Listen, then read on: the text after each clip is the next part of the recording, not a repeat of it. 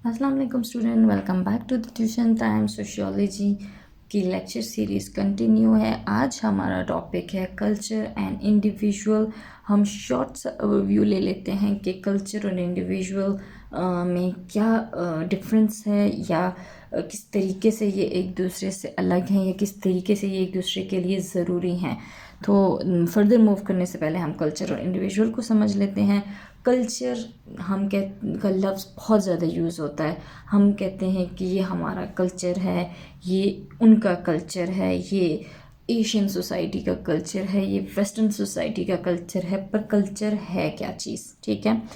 EB Taylor वो पहला बंदा था जिसने ये लफ्ज़ जो है इसकी बुनियाद रखी थी। जो लफ्ज़ है कल्चर, कोई भी सोसाइटी हो वो अपने कल्चर के बग़ैर इनकम्प्लीट है। सोसाइटी बनती ही कल्चर की बेस पर है। हर सोसाइटी का अपना कल्चर होता है। कल्चर ऐसी चीज़ है जो इंसान को जानवरों से मुख्तलिफ करती है।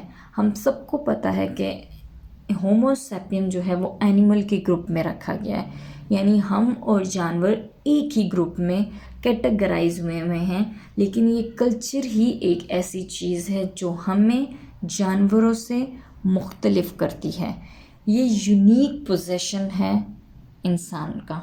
मिसाल के तौर पर जानवरों को नहीं पता उन्होंने क्या खाना है, कब खाना है, किस तरीके से उठना है, किस तरीके से बैठना है, किस तरीके से लेटना है, किस तरीके से सोशल इंट्रैक्शंस करनी है। मतलब इल्म के बारे में उनको नहीं पता। हम अशरफुल मखलूक़ात हैं। हमें अशरफुल मखलूक़ात बनाने वाली चीज़ क्या है? हमारा कल्चर है, ठीक है। अच्छा, इंसान जो है वो अपने पेरेंट्स से सीखता है। उसके अंदर मुख्तलिफ़ इमोशंस हैं, ठीक है। खुशी को महसूस करता है, गम को महसूस करता है, अकेलेपन को महसूस करता है।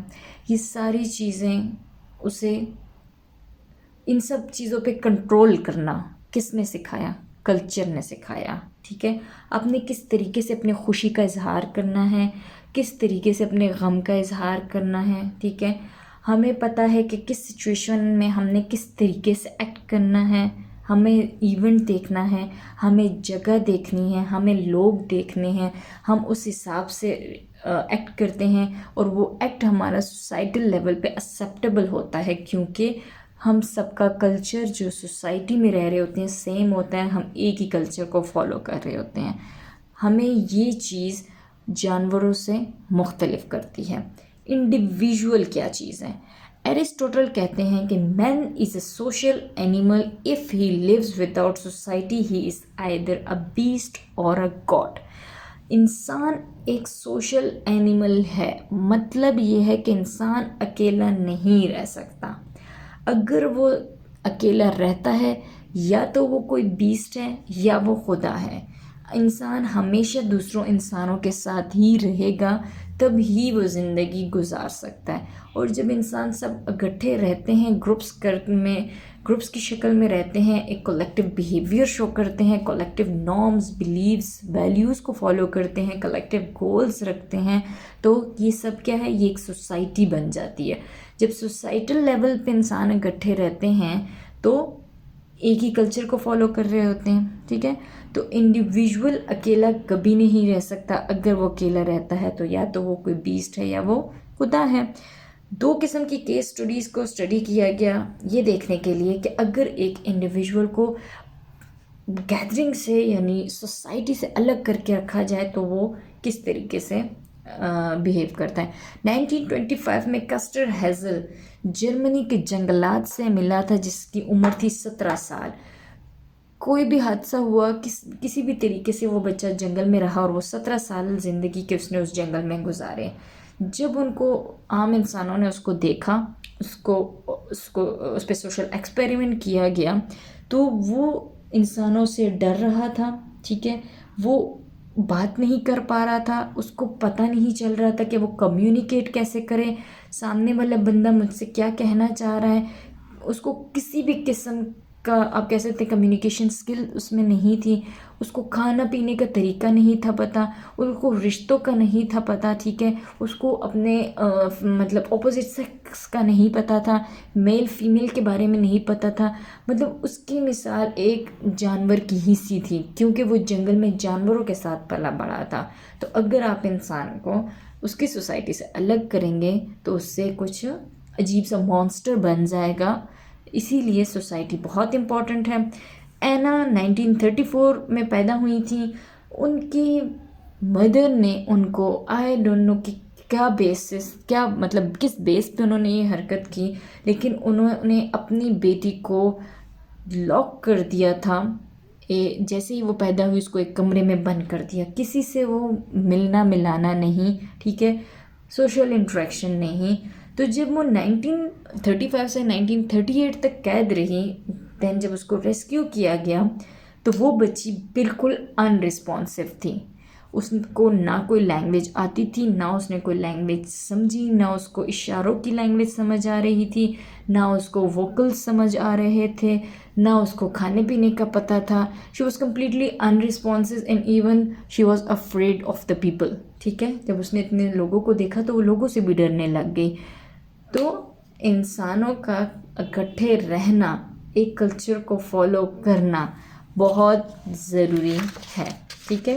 बीइंग अ ह्यूमन, और वो कहते हैं इंसान को इंसान बनाने के लिए इकट्ठा रहना ज़रूरी है। थ्योरी ऑफ सेल्फ क्या है? जॉर्ज हर्बर्ट मीड की थ्योरी ऑफ सेल्फ है।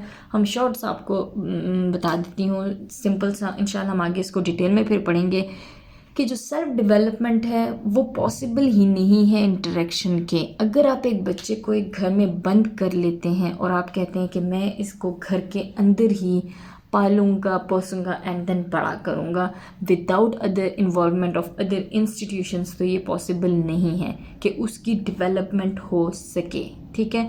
बच्चा सबसे पहले अपने पेरेंट्स को देखता है, अपने पेरेंट्स से सीखता है, उनके रोल्स को देख रहा होता है, देन वो अपने पीयर्स में जाता है, अपने एज फेलोज़ के साथ एक्टिविटीज़ में इन्वॉल्व होता है, देन वो खेलने की तरफ जाता है, देन उसके अंदर क्रिएटिविटी आती है, फिर उसके बाद वो स्कूल की तरफ जाता है, सोशलाइजेशन सीखता है। ये प्रोसेस जो है ये at the end of the death तब तक चलता रहता है। आप सोसाइटी में नई नई चीज़ें सीखते रहते हो, अडॉप्ट करते रहते हो, बीइंग प्रोडक्टिव बनते रहते हो। तो अगर आप कहते हैं कि भाई हम इंटरेक्शन ही नहीं करेंगे और हम ये सब चीज़ें सीख लेंगे, तो दैट इज़ नॉट पॉसिबल, ठीक है। ये थ्योरी ऑफ सेल्फ है। जॉन मैक्यूज कहते हैं कि जो सेल्फ इमेज आती है आपकी ना, वो सोशल एक्सपीरियंसेस से आती है। मतलब हम जो शीशे में अपने आप को देख रहे होते हैं ना, आप सोच लें, इस बात को समझ लें कि जब आप शीशे में खड़े होते हैं, कभी आपने ये चीज़ कही है कि मैं अपने आप को कैसा लग रहा हूँ? आप कहीं ना कहीं ये चेक कर रहे होते हैं कि देखने वालों को मैं कैसा लगूंगा, ठीक है। मतलब अगर आप शादी पे जा रहे हैं, आप शादी पे तैयार हो रहे हैं, तो आप उस हिसाब से तैयार होंगे जिस हिसाब से लोग आपको एक्सपेक्ट करते हैं कि आप ये ड्रेसिंग करके आएंगे। अब आप शादी में कोई मातम वाले कपड़े पहन के तो नहीं जा सकते ना, ना ही आप मातम पे जा रहे हैं तो आप शादी की तरफ बन ठन के चले जाएंगे। तो जो आपकी अपनी सेल्फ इमेज है वो भी आपकी सोशल एक्सपीरियंसेस से ही बनती है।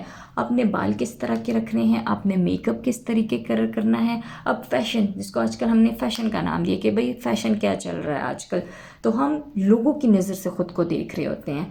तो जॉन मैक्यूज कहता है कि जो सेल्फ इमेज है वो सोशल एक्सपीरियंसेस से ही आती है, इसके बगैर नहीं है। तो हमारा कंक्लूजन क्या है इस टॉपिक का कि कल्चर बहुत इम्पॉर्टेंट है सोसाइटी के लिए, और किसी भी इंडिविजुअल के लिए सोसाइटी बहुत इम्पॉर्टेंट है।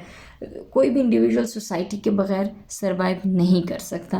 हम अपने नेक्स्ट लेक्चर में डेफिनेशंस ऑफ कल्चर की को कवर अप करेंगे, कल्चर के टॉपिक को डिटेल में कवर करेंगे कि कल्चर के करैक्टरिस्टिक्स क्या हैं, इसकी टाइप्स क्या हैं, देन इसकी एलिमेंट्स क्या हैं। हमारा कल्चर का टॉपिक कंटिन्यू होगा। मैंने आपको थोड़ा सा ओवरव्यू दे दिया कि कल्चर क्या है और इंडिविजुअल क्या है, और इन दोनों का आपस में रिलेशन क्या है, ठीक है। तब तक के लिए अपना ख्याल रखिएगा। हम अपनी नेक्स्ट वीडियोस में सोशियोलॉजी को कंटिन्यू करेंगे। Kindly like share and subscribe my channel. अल्लाह हाफिज़।